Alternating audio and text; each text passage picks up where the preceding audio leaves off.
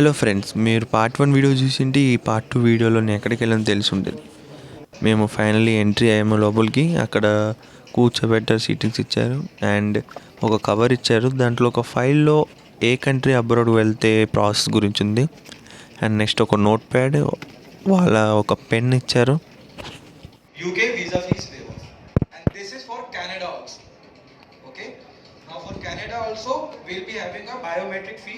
ఎప్పటి నుండి వచ్చి కూర్చున్నాం మనం? 1 అవర్ నుండా? ఫైనలీ 3:23కి ఎగ్జిట్ అయ్యాం.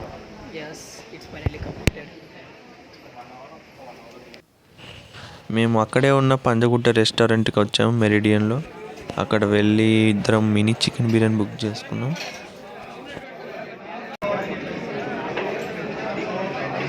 అట్ లాస్ట్ ఇంకొకరింటికి వాళ్ళు వెళ్ళిపోయాం.